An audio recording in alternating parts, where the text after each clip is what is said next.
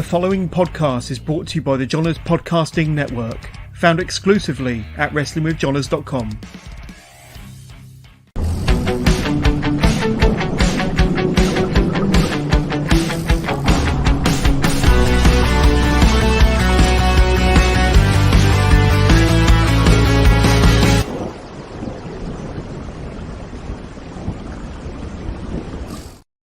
Hello, good evening, and thanks for joining us on the latest episode of Wrestling with Johners Live.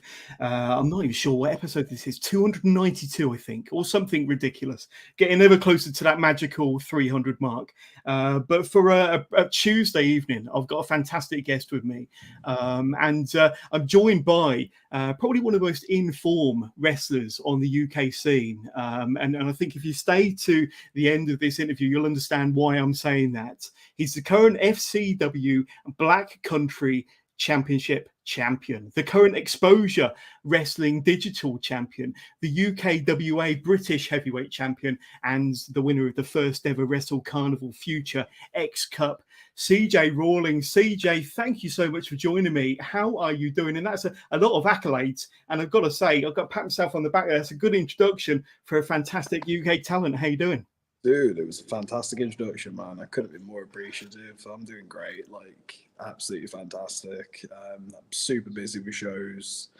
It's exactly where I want to be at the moment. Like, you know, I feel like I'm on the rise, and everything's just going great, man. Like, can't complain one bit. It certainly is. And we're going to get into all of that because a lot of my notes are based around what a fantastic rise C.J RAWLINGS has had, the momentum he's had in the last few months, last year or so, and his fantastic rise on the UK scene. He's branching out absolutely everywhere. But for anybody watching us live at home, you want to get in touch, you want to send C.J RAWLINGS any questions, you can do. Just ping them through to us using your chosen device. They'll come through to us, and we'll do our very best to answer every single one during the course of this broadcast. And I guarantee that even if I don't answer them straight away, we'll try and bring them up during the course of this interview over the next hour and a quarter or so. But this is my last interview of March 2023. And some of the guests I've had just this month alone. We started the month with Bevan, the bastard son, a renowned pro wrestler in his own right, but the man behind No Mercy Wrestling down in Caerphilly in Wales. Fantastic interview that was. Then we had my Progress exclusive when I interviewed Sanity just after their reformation in Progress, Big Damo and Axel Tisha. That was a really fun conversation. Go and check that one out on my YouTube channel. And then part two of my Legends Masterclass interview with Johnny Kidd dropped in March as well. Go and check that one out. Go and check part one out first. That dropped just at the end of February. That's a fantastic episode and a great follow-up with part two, Johnny Kidd there. Then I had the big man himself, Big Damo, on a few weeks ago. A fantastic guest, really, really good story about his rise on the UK independents, his time over in NXT and WWE, and what he's been up to more recently back on the independent circuit and in Progress. Then I had one of the most exciting, talented, high flyers on the scene at the moment. This guy has got a very, very bright future, and he's had a fantastic 12 months. Shane Hooker, he was on the show a couple of weeks ago. And then last week, of course, I had the United Tag Team Champions and the UBW Tag Team Champions, Adonis Payne and Artemis, otherwise known as the Odyssey, on the show. And this week, I've got this gentleman here. But just before we come to you, very recently, you may have seen the news that over the weekend I started a bloody Patreon, didn't I? It's only taken 4.5 years, but I thought I'd give it a go. And I have had a few pledge hammers already. So I just want to throw out a bit of a thank you to Chris Half Decent Martin for becoming one of my Patreons, and friend of the show, which is his new nickname, friend of the show, Richie, has also become a bit of a pledge hammer to Johners, and of course Heather Padbury. And thank you so much for your support. If you want to support me, if you want to support my endeavors, get an exclusive shout out on my live episodes of Wrestling with Johners and get some exclusive behind the scenes backstage content, then just go to patreon.com/JohnnersPod. And like I say, just to help me produce the content that I do every single week. And CJ, it's back over to us. Enough of my plug-in, enough of my pushing my wares. Gotta do, bro. Exactly. I don't do enough of it, to be honest with you. So doing this is very, very important. But like I say, get in touch with the show if you want to speak to CJ RAWLINGS. And I want to bring up we spoke about what a fantastic few months last year or so you've had.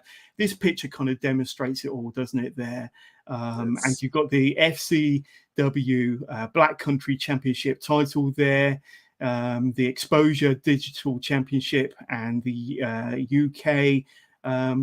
Just remind me of the name of the UKWA Heavyweight Championship. UKWA Heavyweight Championship. And then, of course, not forgetting, in January, he picked up the Wrestle Carnival Future X Cup. So, I mean, just the last 4 months alone, I think you picked up a different title in December, January, February. You nearly got another championship in March. We'll talk about that in a minute. But the last 4 months or so just been absolutely bonkers for you, haven't it? Yeah, man. Like getting the chance to debut at Wrestle Carnival, like after watching it for so long. And not only debut, but win the Future X Cup and being there with people like George Lydon, who is on the rise right now, Mark True, absolutely incredible, and Nino Bryant. Like, I couldn't have asked for a better three guys to be in there with. Everyone was so unselfish, and like we all had the mentality of let's go out there, let's absolutely kill it, and let's all keep coming back to Carnival. Even though I was the one that was winning, we all played such a fundamental part in it. Honestly, man, like I'm so grateful to all of those guys. And then winning the Black Country Championship as well, like in Tipton, and they've all took such a shine to me. And every time I walk out that curtain, it's an absolute pleasure. The promoters there, absolutely incredible. Rob Campbell, Tom Priest, Martin, Don. Man, I wouldn't be where I am right now if it wasn't for those guys giving me the opportunities that they have done. Yeah, I'm super, super grateful. Exposure as well, the digital champion for there. I've been having an incredible run. And I'm defending the championship again April 23rd at the Neon. Me and Jack Selstrom one more time. And we're going to tear the house down. Yeah, a fantastic run. And I bet any kind of venue that you turn up at now, any promotion, I bet all the talent are kind of thinking, especially if they're holding a championship, thinking, right, I need to check the run sheet. I need to check the card to make sure I'm not up against this guy, because he's going to walk away with my title if ever I'm up against him. This is the way it's been. But like I say, your rise has been phenomenal. And I've timed some of my interviews over the last year or so absolutely perfectly. But with yourself, it couldn't be any more true, certainly with the run that you're on and what you've been doing recently. And I mean, to think back at the start of 2022, I think you probably only had maybe one or two matches in 2021, but 2022 was when kind of things really started to happen for you, and you really started to kind of find your feet, branch out, work for more promotions, have more and more debuts, great opportunities. But did you really think that maybe a year down the line, just over a year, it would turn out the way it has? It was certainly my goal. I feel like what helped motivate me at the start of 2022 was I was super injured. I did my rotator cuff, I did my AC joint in my shoulder in the November, and it just made me bitter, and it just pissed me off. Like I wanted to be there so bad, and I literally rushed through all of the rehab. I rushed through everything to get back to the ring. And so I guess being bitter is like a really, really good motivator. I just wanted to prove something. I had a massive chip on my shoulder, and I was just excited to show people what I was all about. And as soon as I started doing that and just being me, the opportunities came flooding. And yeah, that's how we're here today, right now. Yeah, absolutely. And we're going to take a deep dive into all of that. But as I don't know if I actually mentioned it, we spoke a little bit off camera that the back end of last year, or certainly going into this year, marks 10 years in the business, which seems incredible. And if you don't mind me saying, I think you're still only in your mid-20s, maybe 25. Perfect. Yeah, 25. So you would have started when you were like 14, 15, which, to be honest with you, you know, I've spoken to many talent that started in their teenage years and one or two even younger, especially when you talk about, you know, some of the knights that I've spoken to that start when they're kind of in their single digit figures. But, you know, but for yourself, 10 years on, it's been a bit of a journey for you, hasn't it? And so we're going to take a deep dive into all of that. But when you kind of think back and reflect, 10 years into your wrestling career, what sort of kind of thoughts come to your head straight away? There's one name, and that's Tyler, mate. And me and him started out near enough at the same time at the same place. Wow. At AWW in Everton. And he walked in there and he was already incredible. Like, some people are so naturally talented and just so incredible and such nice dudes. And then there was me that was pretty unathletic, not a natural to it whatsoever. Like, it took me, like, what a lot of people picked up in like a week. It took me like months and months and months. So people look at me now and they assume that like I was natural to it, but there's a reason why it took me like 10 years to get anywhere, man. Like, and I'm humble enough to say it, like, I was not a natural at all. So it makes sense as to why it took me a little bit longer than other people, and that's okay. Like, I enjoy grinding it out, and I enjoyed the hard work. So, yeah. I mean, we spoke a moment ago about 2022 and what kind of a fundamental year it was for you, and where it's led to in terms of the companies you're working for and the accolades, the achievements. But could you feel? I know you said that you came into 2022 with this chip on your shoulder, feeling pissed off, and that was the motivator for you coming out of injury. But could you feel this wave of momentum behind you, and kind of you kind of feeling that this was going to be your year, that this was going to be your biggest and best year? Could you feel that happening? Was there something going on in the back of your mind where you knew that this was going to be something special for you? I feel like I finally just had the mindset that I was going to make a success of it. And if you like throw enough things into the universe, eventually something is going to stick. And people saw that I was going out of my way to do promos and things, and I was going out of my way to do the things that I wasn't comfortable with in order to get better. And I feel like promoters saw that, and they ran with it. They saw somebody that was willing to work hard outside of hours, that wasn't just going to turn up to the show and do what he does and go. Like, they saw me doing everything physically in my power to make every product that I work for the best product it can possibly be. So I just knew that if I worked as hard as humanly possible, it was bound to pay off eventually. I didn't have a time scale, and I couldn't have predicted how quickly things took off. Like, I mean, within like 3 months of being back in 2022, I was on with Eric Young. Yeah. And that was an incredible experience, dude. Honestly, man. Yeah, absolutely. But I mean, I think you kind of alluded to it earlier, but despite the fact you've been in the business for 10 years, 2022 was almost like a bit of a rebirth for you, wasn't it? It gave you the opportunity, completely fresh start. Coming out of lockdown, like I say, coming off the back of an injury, did you have kind of the mindset where you wanted to freshen things up in terms of maybe your character or your presence, or how you came across to the fans, the promoters, your peers in the back? Was that also a factor coming out of lockdown, out of 2021 into 2022? Yeah, absolutely. Like, I still hadn't found myself really. Like, I was still kind of throwing everything I could at the wall and just hoping something would stick. It took it took me this long to kind of just start being myself, and that was the key to it. Yeah. Like, I tried to be a good looking guy. Like, I tried to be an anarchist. Like, I tried to be some weird cult leader thing. Tried the little pink shorts. None of it was really me. And the second I started walking out there, like me, just with everything turned up, that was when the crowd really started taking notice of me. And as the crowd reactions got louder, promoters have no choice but to take notice of that. Yeah. I feel like I've gone on a tangent here. I can't even remember what the question was. No, I think you covered it perfectly. You really have covered it perfectly. A few people that have been in touch already. Now let's have a quick look. Now, if you're all sending us questions via Facebook Live, then I urge you to go to StreamYard.com StreamYard.com/Facebook. That's StreamYard.com/Facebook. Then we can see your name and your picture icons. So some of these will come through as just Facebook user. First of all, somebody reaching out saying that the beard is looking fresh, looking sharp today. It is looking good, actually. So they're talking about you, not me. No, definitely not me. The grey is definitely showing. That's too many years of doing this podcast for sure.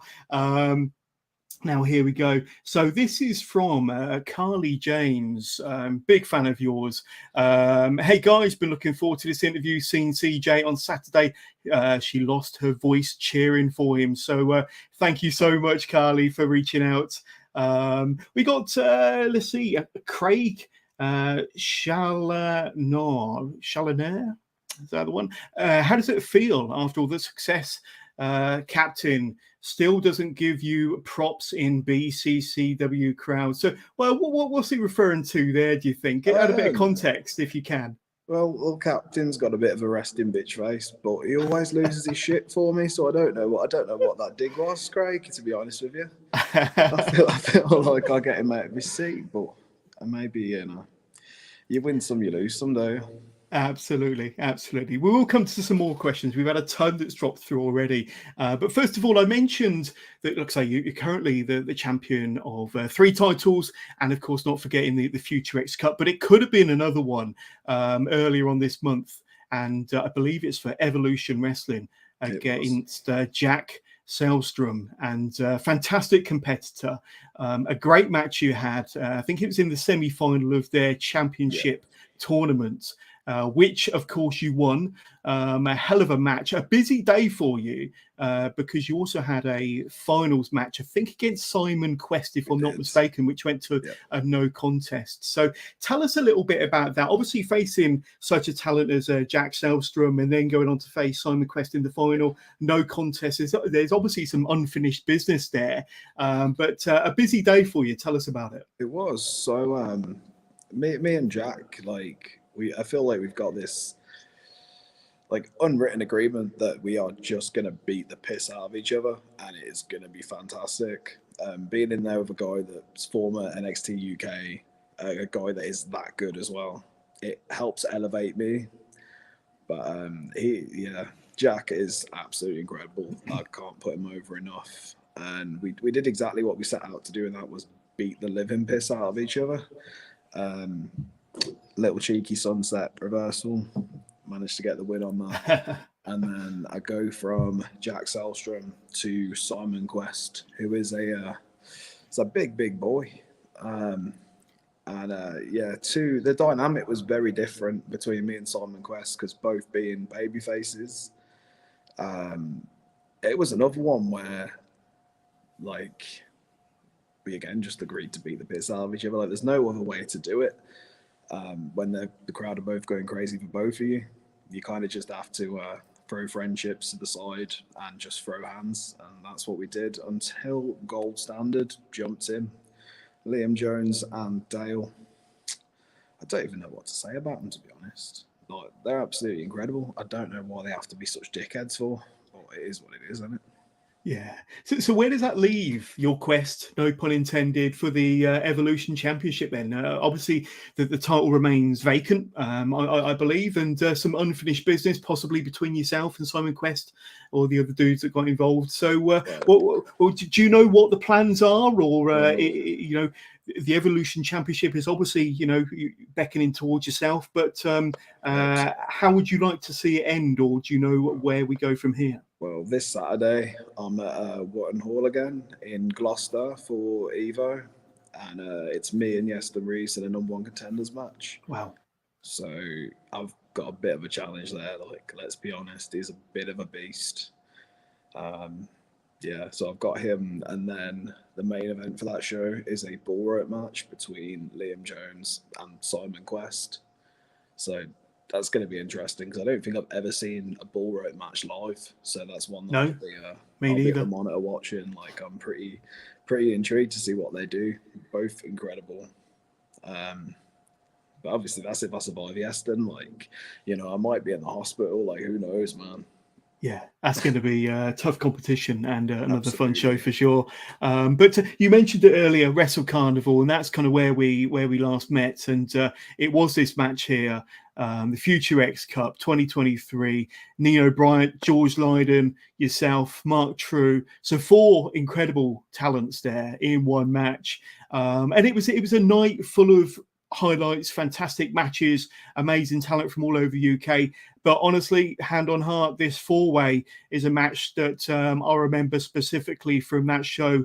And there you are at the end of the match, the victor with the Future X Cup. But I think we had a chance to talk after the match, and you were so kind of thrilled with how the match went.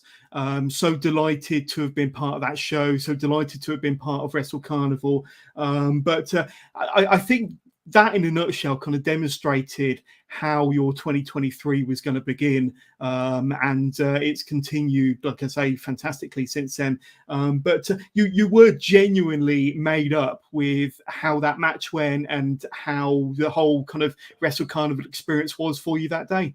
Yeah, I think I was more relieved that the fall away slam moonsault didn't go badly. Mate. So yeah, like I was. It's the first time I've ever done it, but I was like, you know what? I'm doing it at Carnival. It's going to be sick, and I'm just glad that it paid off. To be honest with you, but nah, it was a truly emotional day. Like the second I got back through the curtain, having Gary say how good it was, getting all the messages and stuff from the people that was there, like my friends, my family, like my fans. It was awesome, man. Like all of the positive messages I was getting, Gary was buzzed. It was just a magical night. Like, and it felt like such a reward for all of the hard work that I've put in. Like all of those 10 years, getting somewhere, and then all those peaks and valleys. It all just felt worth it. But now the hard work starts, because Darius is on the horizon and I'm coming for him. Yeah, absolutely. We're going to touch on that in a minute, but just going back to that finisher, and I was there kind of flitting between backstage and watching the matches, and I had to think to myself, certainly in preparation for this, because I've not seen it back, but I'm thinking, did he really do a fall away slam moonsault? Because I don't think that's a move I've ever seen before. And B, I'm thinking, did I really just see that? I know that after the match, all I could say to myself after that match was, wow. When I looked at Gary and we just looked at each other and just went, wow, in unison. It was just absolutely phenomenal. That match was just amazing. And that was kind of where you really kind of came onto my radar, because I'd only really seen clips of you before. But that match kind of opened my eyes to what an incredible, I mean, not 4 incredible talents in that ring, but what an incredible talent you are, and that you've kind of almost been off my radar for too many years, for sure. I appreciate that, man. Thank you. But you mentioned it, that win kind of did earn you a big championship match in July. But first of all, just round the corner, at the end of next month, the 30th of April in Nottingham, the Portland Centre Wrestle Carnival is back against Jack Bandicoot, making his Wrestle Carnival debut. It'll be your singles debut as well for Wrestle Carnival. Wow. So 2 guys looking to go out there, prove themselves in front of that hot Nottingham crowd in the Portland Centre.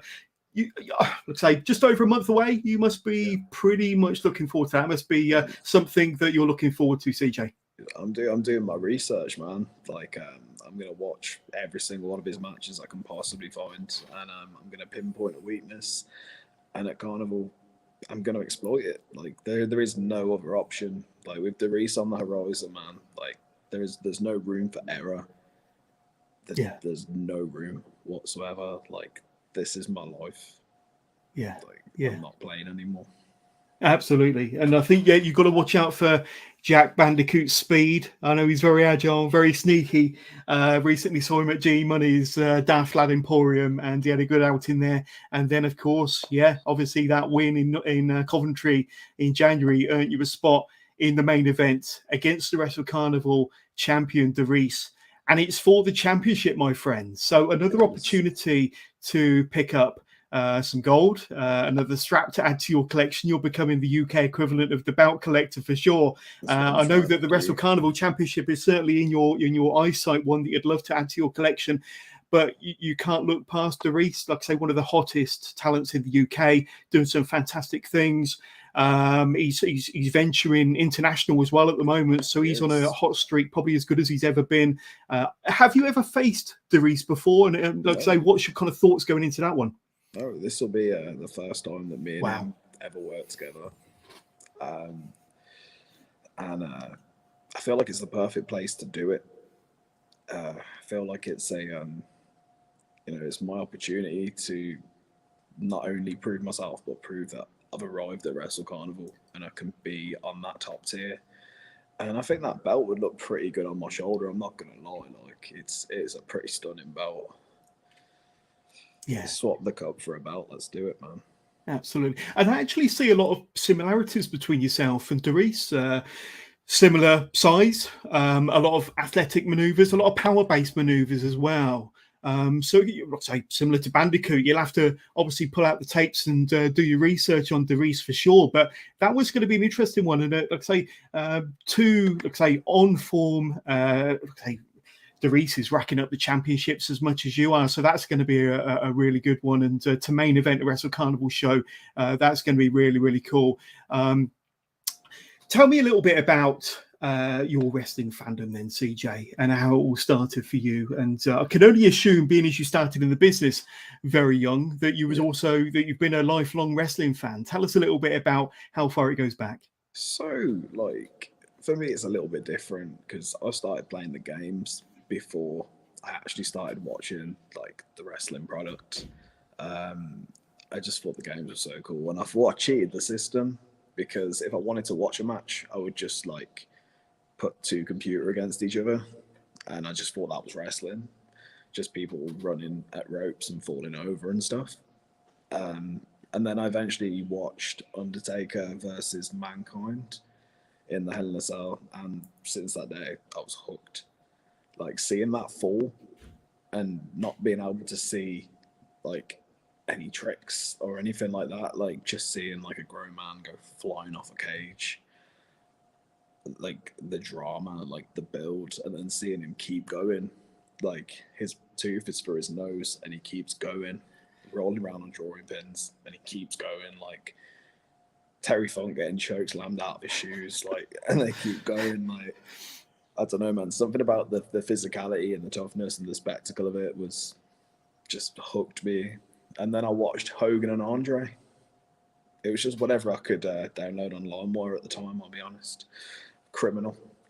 And again, it was just the spectacle of it, like the pageantry, like the size of the dudes, man. Like Hogan and Andre, was ridiculous. And then I discovered Jeff Hardy, and from that point, my life was changed. Like, I was never looking back.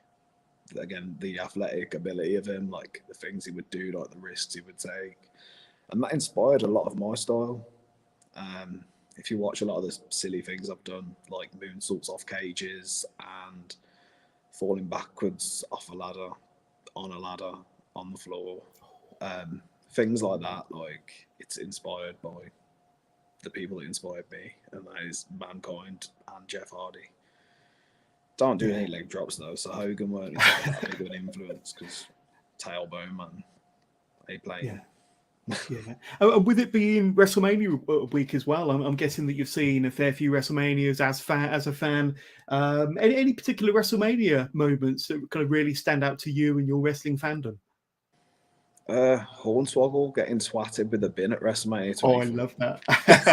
It's still one of my favourite matches and one of my favourite moments of all time. And just seeing Fit Finlay in a WrestleMania match, those two just threw lumps at one another. They tore it up, man. Yeah. But on a serious one, like all of the TLC matches, WrestleMania was 17, right?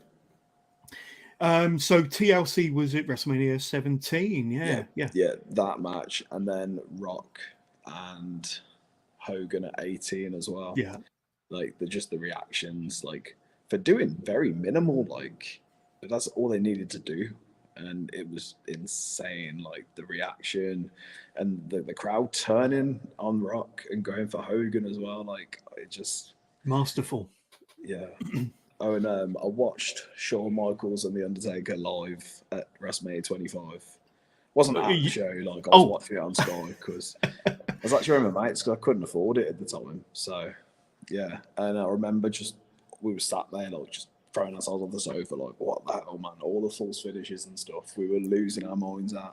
Yeah. So I'll never forget watching that. But yeah, there's a lot of wrestling memories. Turns out it's more than just running at ropes and falling over. That's it. And I think the examples you gave there kind of there's a lot of fantastic character work. And I think you think that you named the best of the best there when it comes to, telling a story inside those four ropes for sure.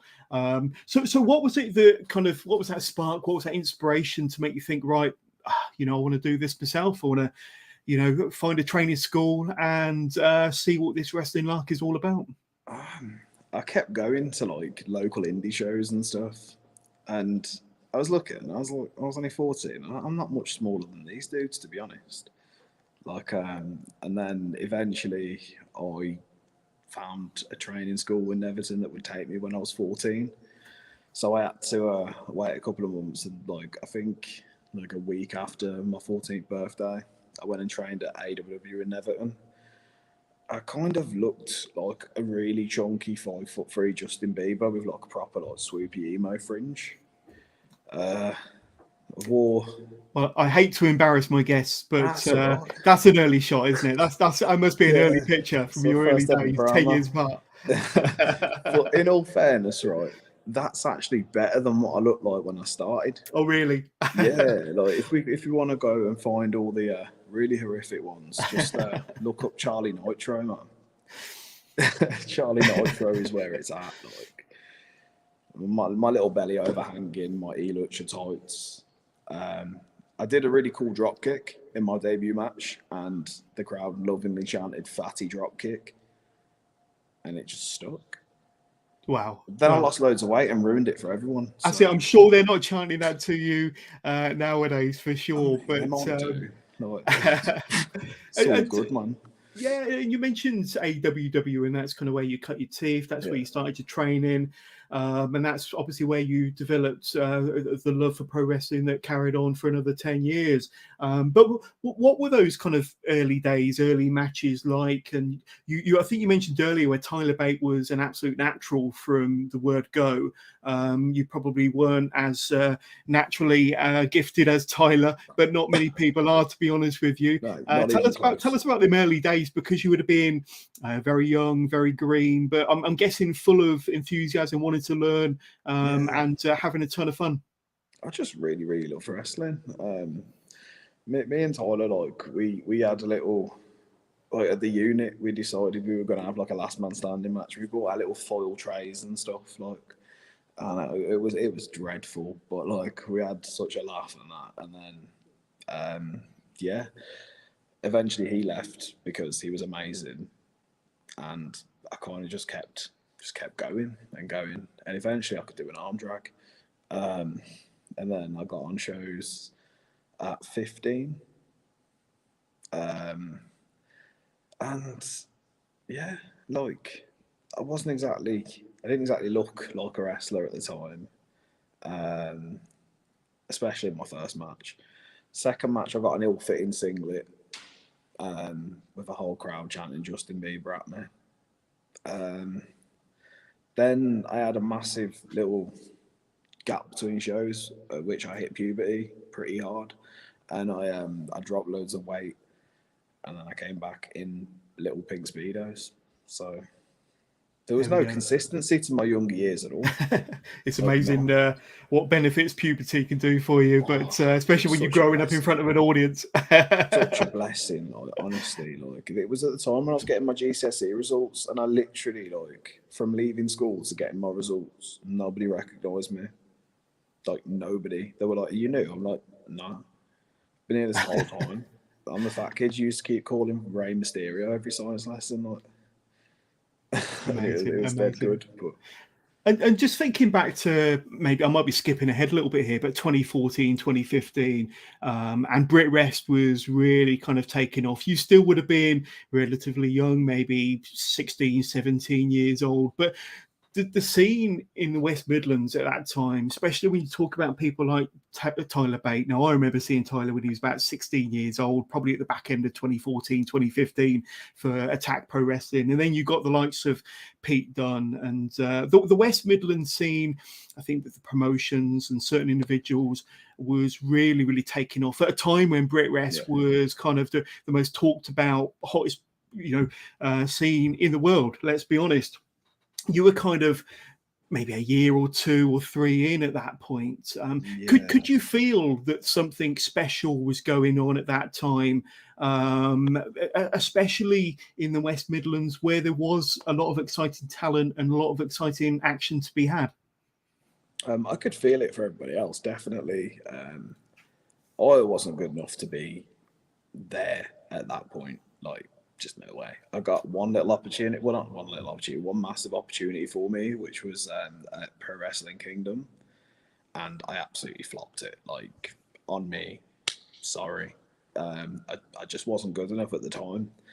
And then I felt like that really stunted my confidence. So I kind of stayed a little bit not under the radar, but I was just doing holiday camps for Slam Wrestling, which is a massive deal, and I learned so much, and I really, really enjoyed my time there. But it was less like social media orientated, and I felt like I could hone my skills and, be much better when people do start taking notice of me. Yeah. I left there in 2017. 2018 was when I kind of became a rock star. That was my little gimmick change. Wasn't very good. I don't know, it was all right, actually.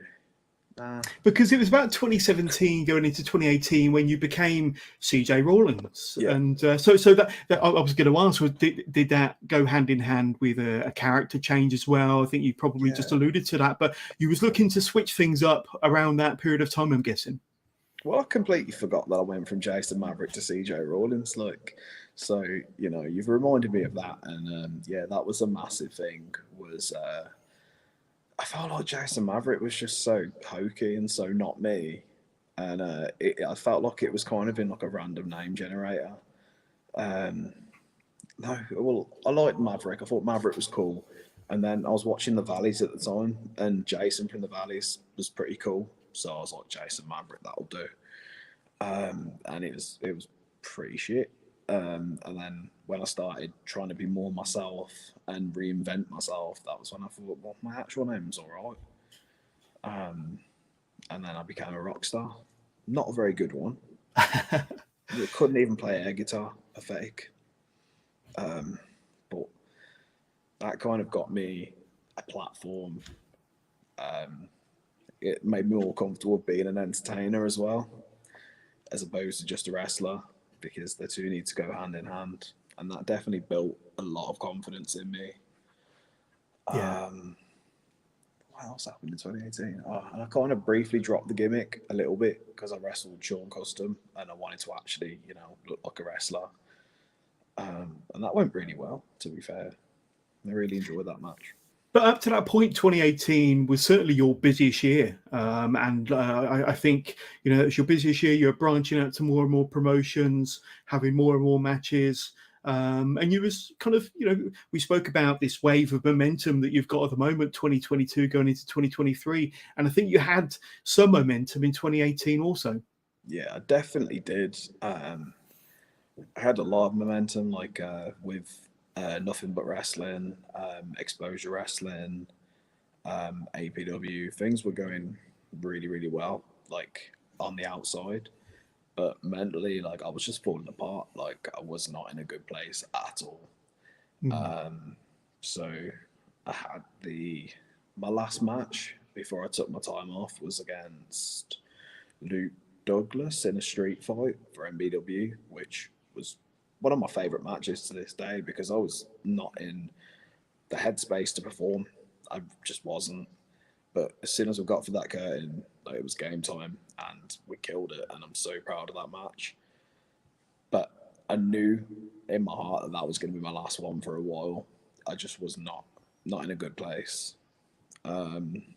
So I cancelled my bookings and stuff. I left for a year.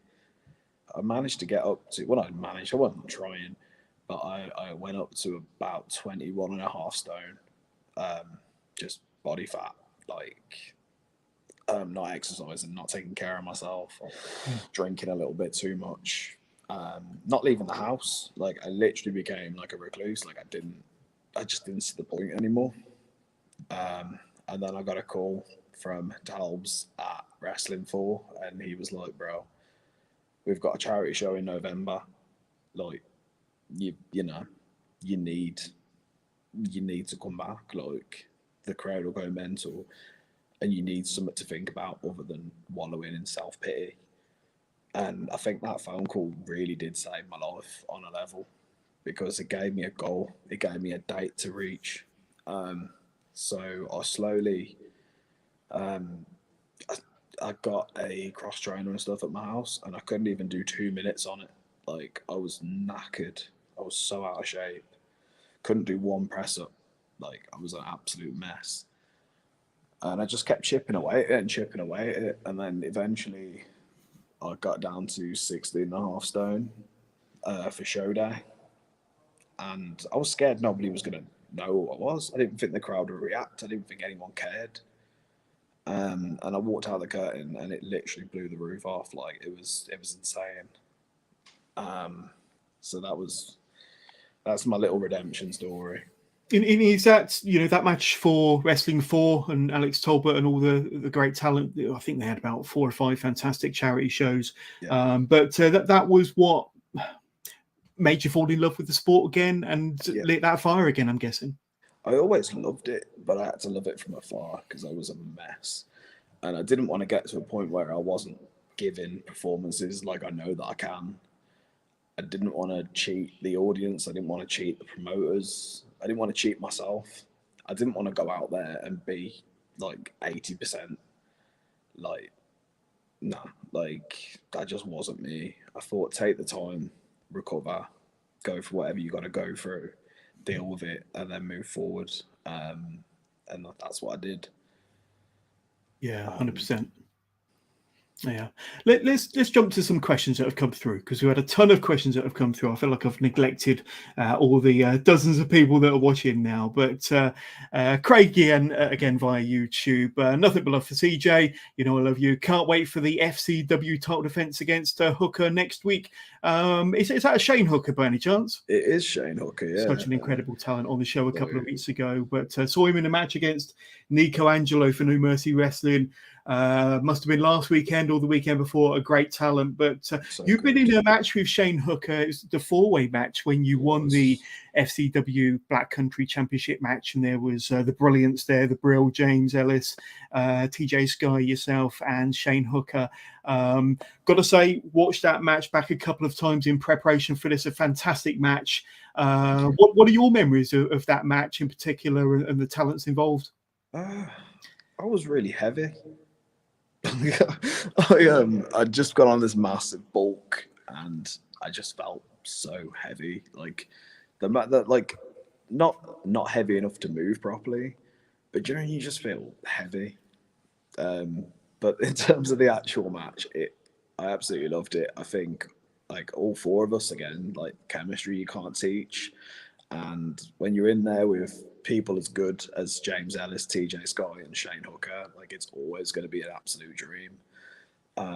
Shane, like, do you get that's Craig's question? Like, you're not looking forward to it as much as I'm looking forward to it, man. Like, I cannot wait to get in there with Shane, like, in a singles basis. Like, I've been watching his rise for a while. I think I watched his second ever match, and I was like, damn, this guy's good. I genuinely can't wait to get in there one-on-one with him. The 4-way was emotional because it felt, again, like I'd achieved something that I'd always wanted to do. Like, the FCW Black Country Championship was always on my radar, and it was a shame that FCW folded. But the fact that we're able to carry on the legacy of the championship at BCCW is a massive privilege. So yeah. Yeah, absolutely. And BCCW, Black Country Championship Wrestling, they're really kind of on a rise of their own at the moment. A fantastic promotion. I think they've been around for a few years now. And say what I've seen of them on YouTube and one or two other things, they've got a fantastic, very loyal audience that's certainly red hot for yourself and all the talent that come through that curtain. There's great atmosphere, a great team behind that, giving you some great opportunities as well. I think Dean Allmark and James Mason and one or two others. So for them to give you an opportunity to face two British legends like Dino and James Mason must have been a huge thrill for you, and let's say great opportunity. It was incredible. I went into BCCW as a heel, and the crowd, they just took a liking to me. And by the time me and James Mason finished our match, and I shook his hand, they erupted for me. And since then, I've been such a huge babyface there. And the reactions have only got louder, and I credit a lot of that to my rivalry with Lee Hunter. It was very organic. There was a lot of things that happened that was out of our control. There was a point where I went to do a Kenny Omega flip dive to the outside, and for whatever reason, I just didn't clear it. And he tried to I don't know, and I kind of came down on top of my head. So that managed to spark a really organic story of did he mean to, did he not? And then we was in a 5-way, and he decided that he was going to get DDT'd on James Mason's bell. And we both know that bell is not a bell to be DDT'd on. Just, nah. And overcommitted as Lee does, gashed himself over his head, hit the bell, splat. So he's completely just pissing blood. And it was just such an organic build to the street fight that we had. And the crowd was so ready for it. And that's where I did the ladder fall backwards out of the ring. And the story told in that match, it's my favourite match I've ever had in my life. The build, the story, the storytelling, the fact that I was in there with Lee Hunter too, he's second to none. Absolutely incredible talent. And then after that, Dean Allmark. What can I say about Dino, man? Legend. Yeah. One of the most talented people. There was a point where he kind of tied me up so hard. I had no arms, no head to move, no legs. I'm in the air, I'm wearing his knee. And the crowd are going, "Come on, CJ!" What do you expect me to do? What can I do? I've got no limbs left. It was an awesome experience being in there with him. He's so good, so nice as well. Such a good dude. Absolutely. And when you look at companies like BCCW and Kamikaze still going very, very strong, and one or two other groups, and fantastic talent coming out of the West Midlands. And of course, Wrestle Carnival doing some great stuff, especially when they're in Coventry. But we spoke about how hot the West Midlands scene was in the mid-2010s when BritWres was at its height. There seems to be, I'll use it again, this wave of momentum behind the British wrestling scene and West Midlands as well, certainly with people like yourself and Derice and one or two others coming to the forefront. The West Midlands scene seems to be gaining momentum once again.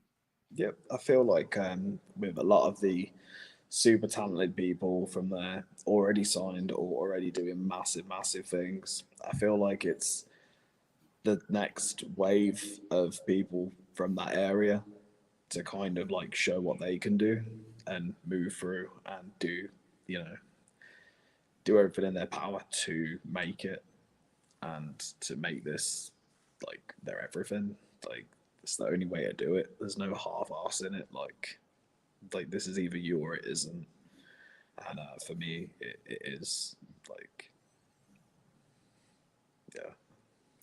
is definitely heading in a very positive and exciting direction. A question that came through before we went live from a friend of the show, Richie. CJ, what would be your preference wrestling character-wise? Would it be a babyface or heel? Now, I know that we touched on this before we went live, and you explained to me that you're pretty much babyface in most of the companies you work at currently, but you have dabbled in being a heel. Do you have a preference for one or the other? To tell us a bit about your preference of character then. Well, I really enjoy being a babyface, but I like being a babyface that's earned the reaction. So sometimes, like, some companies will have me as a heel. Like, I was a top heel for Exposure for a very long time, and now I'm kind of like, we're on the turn. We don't know where we're going, but the crowd are going for me. So I like the organic change of things. But my style definitely suits a babyface more than a heel. Like, being able to do all the flips and stuff, being able to show off the moves I do. Because when I'm a heel, I limit what I do because I don't want to outshine any babyface that I'm working. Like, I want the focus to be on them and making them as appealing to the crowd as humanly possible. So I would say babyface. Yeah. Good answer, good answer. And I think you always get a great reaction whenever you come through them curtains. But I want to talk about your moveset now. And it looks like you're a very versatile wrestler. I'm sure you've learned many different skills and attributes over the last 10 years. But from what I've seen of you, as I said, you're very good at the power moves. You can definitely move guys around that ring. But you're very athletic yourself. As we explained, you kind of won that match at Wrestle Carnival with a kind of a fall away slam moonsault off the top rope to win the Future X Cup. So you're definitely very adaptable, very versatile. But how did this kind of moveset develop itself over the years? I'm sure it didn't all come together at once. Obviously, there's a lot of influences there and a lot of things going on, throwing things at the wall, seeing what sticks. But how have you kind of developed this package that we see in front of us in 2023? Well, like, do you know when people ask you what moves you do? And your brain goes completely blank. And I was sick to death of having that, to be honest. Like, I'd work with like a James Mason or like a Dean Allmark, people of that level, and they'd be like, "Oh, so what do you do?" And I'm like, "I don't know. What do I do? I guess I can do a back elbow and a clothesline." And then like 2 minutes before you get out the curtain, you're like, "Oh shit, this is what I can do." So yeah, I just kind of got fed up with that. But in terms of the moves, I taught myself how to backflip when I was younger because I always thought moonsaults were really cool. It's just adapting different things, like different sequences over time, trying to work out what the right amount of break is so you can get the crowd involved. It's a weird formula. Working with Eric Young taught me that, like, in terms of like a shine, like, you need a formula, like, you need time to get the crowd involved. Yeah, it's a really hard thing to say. Like, it did genuinely just develop over time. Like, there's no one way of saying it. I mean, how would you describe your style? I mean, that there's a lot of people that call themselves hybrid wrestlers, but you're kind of not one thing or the other, are you? You kind of got a mixture of styles that you demonstrate in most of your matches. Just really silly. Just don't value my body all that much, which makes me kind of ideal for like the punishment of wrestling, I guess. I'm gonna say hybrid because it sounds really cool. It does sound cool, yeah. But like, the deathmatch shit ass is kind of what I want to be, but we'll see. Have you ever been in any hardcore matches or death matches? And is it something you'd like to do? I mean, obviously, there's a lot of promotions that specialize in that type of wrestling, and it's not everybody's cup of tea. But is it something you'd like to dabble in? My bucket list is do a tournament of death at least once. Wow. But like, if it's called tournament of death, so you kind of, if you're doing more than one, then you're not really doing what the tournament says, are you? But yeah, so I want to do a tournament of death. That's on the bucket list. I want to do a death match. I've done a lot of like hardcore stuff, and I will always push it as far as I physically can for like the audience and stuff. Like, You know, I'll always try and push it a little bit too far. I'll be like, yeah, we can do barbed wire. That'll be fine. Barbed wire's silly. We'll do barbed wire. And then I'll just bug the shit out of promoters until they let me do it. So yeah, being in like an actual death match where I don't have to worry about bugging the shit out of people to let me land on things would be pretty cool. So tournament of death at least once. There you go. That's Well, the you've moonsaulted off the top of cages, and you've taken heavy bumps off of ladders. So you know it's got to be more extreme from there, I'm sure. But the other thing I want to touch on, and there you are with the FCW Black Country Championship in all your glory. But it's the tattoos. Let's get into the tattoos, because I don't know if they're how recent an addition they are, but they're certainly striking. They're fantastic and beautiful bits of art on your body there. But tell us a bit about the tattoos and what's kind of inspired the specific designs you have, and if they've got any relevance to your wrestling career or maybe your character. I lost a very big bet. Go on. I'm only joking. That's the joke I make about my chest piece. What sort of bet could he have lost? No, so I've always been really into like Norse mythology and things like that. So as soon as I could decide on a theme for tattoos, because initially I was just like Illuminati, I'm 18, I'm moody. So that was my first one. And then I was like, right, I need a kind of theme, and I really like Norse mythology. So everything that I've got on my body is pretty much inspired by Norse mythology. This is accidentally Skyrim. Nice. Like, I didn't know it was Skyrim. I asked for a Draugr, and he was like, oh, we've got this cool thing. And I was like, that looks dope. And then he was like, yeah, it's Skyrim. I was like, oh. Well, it's stenciled up now, so crack on like that. And then for the whole chest piece, we were going to go just... I came in for just like a Valkyrie on like half my chest, and he showed me the stencil, and I was like, yeah, that's kind of hard. Let's do it. So yeah, that was 2 8-hour sessions on my chest, ribs, stomach, collarbone, nipples. We blacked them out, which is kind of handy because like from being such a chunky boy my whole life, like I've got like fat boy nipples in it, so blacking them out and like making them into the design and stuff, it's really helped my aesthetic. And if I put on a little bit of belly too, because it tapers down, it's less visible. But I aim not to put on any belly, but we will see. Awesome. No, but yeah, really, really sweet tattoos for sure. Any plans to get any more? Oh, absolutely. There's always plans to get more. I really just kind of want to take a month off of life and just get tattooed for a whole month and then come back absolutely blasted. But, you know, funds don't really allow that. I might set up a Patreon just for tattoos. Do it. You think that would actually work, though? Well, yeah, absolutely. Why not? I mean, if anyone's if they want to support me, then they'll definitely support you, put it that way. Yeah, and if anyone wants to send me money for tattoos so I look even cooler, please. There we go. Set up a GoFundMe or something. I will not turn it down.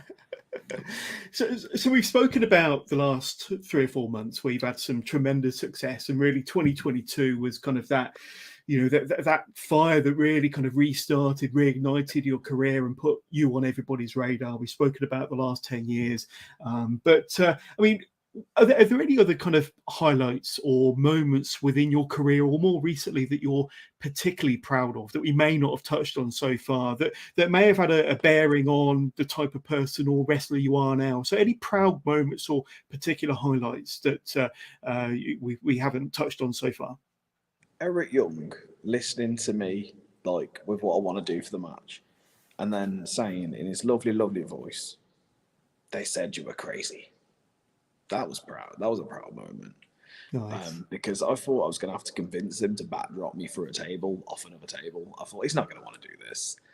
I told him, he was like, fuck yeah, man. I was like, my guy. So, yeah, that was a pretty cool moment, because I got, like, you know, he was actually looking forward to working with me after listening to what the other boys had to say at another show, which was cool. Doing an open challenge for it to be answered by Cowboy James Storm was nice. Pretty dope. Like, just hearing long necks and rednecks in that venue like beautiful. Seeing pyro go off, confetti go off, I'm lying there after being super kicked with beer in my mouth. Like, yeah, that was a pretty cool moment. Confetti going all over me, James Storm doing his thing. It's just little things like that, man. Like working with people that I've watched on TV for my whole life, and suddenly I'm in there with them, and they're saying nice things to me. Like they're not, they're not upset about the matter. They're really happy. They're really complimentary. They give really good advice, and it's just super proud moments like that. Like people going from literally a TV screen to you working with them, and they're really cool. Also like working with people who came up from the Exposure Academy as well. Like I wrestled Elijah Blake. And we went out there and absolutely killed it last year. It was one of the lesser seen matches, but if you can get like some footage or whatever, like I'll try and send it over to you. He's super, super good. Aaron Steele from Exposure too, they're on the rise. So it's like seeing people that I've seen kind of their journey and how talented they are now and how well they're doing. It's truly incredible to see. Yeah, 100%. A few people that have reached out during the course of this interview. This one is from Oliver Newman. I know that because he's put his name at the end of the comment there. Hey, CJ, I know you had it when I first saw you years ago. Congratulations on your current success. You deserve it. Good guy and super talented. So thank you, Oliver, for watching and for sending that really cool comment there. Oh, thank you, bro. Honestly, man, that means the world. Like, yeah, he's always been super cool to me. Like he used to come to the Subjective shows and the Wrestle Midland shows, I believe. He was always super, super nice. Really, really cool dude. Wrote a pretty cool book as well. Yeah, absolutely. And let's see if there's any more questions. I think we are pretty much up to a couple of questions. So would you like to work for Attack Pro Wrestling if asked? So I know that you ventured into South Wales this year and last year. So part of your kind of branching out, reaching out to new promotions. Attack Pro Wrestling have recently returned, got some big shows coming up. Would they be a company you'd like to work for? Dude, absolutely, man. Like I watched them like during the boom, and they were the people that really got the interest in Brit Rest, man. Like, yeah, those guys pushed the boundaries before there were boundaries. Like, so yeah, it would be a pleasure to work for Attack if asked. Absolutely, and they were actually the first company I got to see during the Brit Rest explosion. Always went to see kind of All Star at the Oxford Town Hall when I was younger, but they were the first company that really opened my eyes to British independent wrestling, and that was the show that I mentioned earlier when it had Tyler Bate on it as a 16-year-old, pretty much fully formed. Even at that age, he looked absolutely phenomenal. But before we ask you for your socials, anything you want to plug, this is an opportunity where I am going to be announcing for the first time my lineup for April 2023. Now, it's going to be a bit of a shorter month for Wrestling with John as April 2023 because next week I'm going on holiday for 8 days, going on a Mediterranean cruise to celebrate my 20th wedding anniversary, believe it or not. So I will be out of the loop and out of the country for a couple of weeks. But my first interview back, I think this one is going to be on the 20th of April. I've got none other than Ace Matthews, doing some great things in the north of the country, featuring on 1PW shows, and he really is a rising star. But Ace Matthews will be on the show on Thursday, the 20th of April, live on Wrestling with Johners. You are not going to want to miss that one.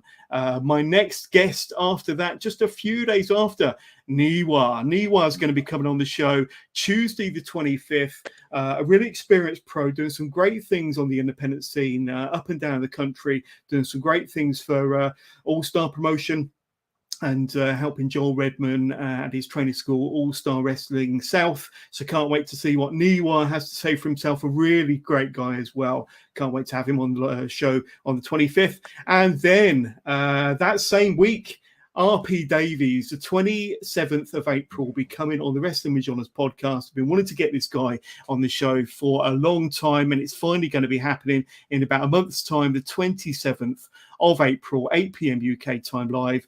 So it is going to be a shorter month. Normally I have about five or six live interviews, but like I say, my holiday awaits. So we're 3 top names there. Are you familiar with any of those, CJ? Have you worked with any of those in the past? I was meant to work with Niwa, and I was really, really looking forward to it, but it was during that time where my mental health wasn't good in the slightest, so I had to miss out on that opportunity. I'd love the opportunity to actually work with him in the next year, man. Like, he's such a strong looking dude, man. Like, I feel like we could do some really cool stuff. 100%. And we've had a few questions that have come through before we say goodbye to CJ Rawlings. So Facebook user, once again, who's your favourite ever tag team partner? So I don't know if this is a loaded question, because I'm not sure who sent this through. But tell us a little bit about your tag team partners, and if you have a favourite. I don't know.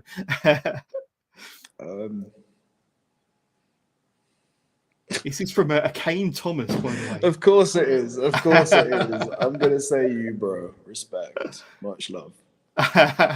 Oh, fantastic. And good friends of mine and MasterChef star and Hollywood star Adam Pearson has been sending this through. Hi, Adam. Thank you so much for watching, enjoyed watching you on MasterChef, and can't wait to see your latest Hollywood film, which I'm sure will be coming out soon. Hi, Jonas and CJ. Thank you so much, Adam, for reaching out. That's so cool.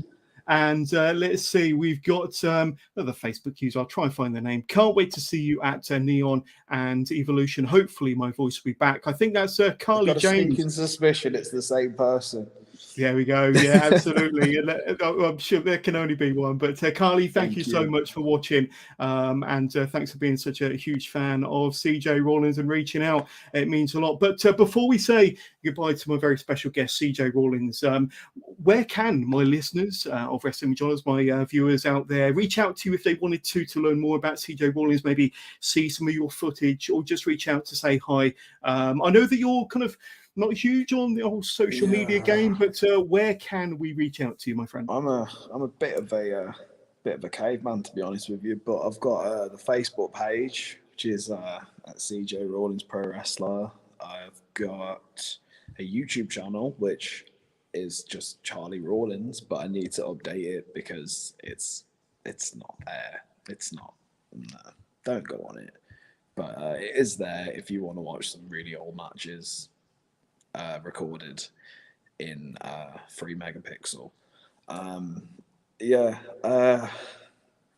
Also, I'd just like to quickly say thank you very much to Sin City Comics and Gaming in Newport for allowing me to use their absolutely tremendous comic book room to broadcast from. However, we didn't realise that the time would keep going off and we would go in pitch black. So we're in their lovely gaming area instead. So thank you very much. Follow those on Instagram, TikTok, YouTube, Sin City Comics and Gaming.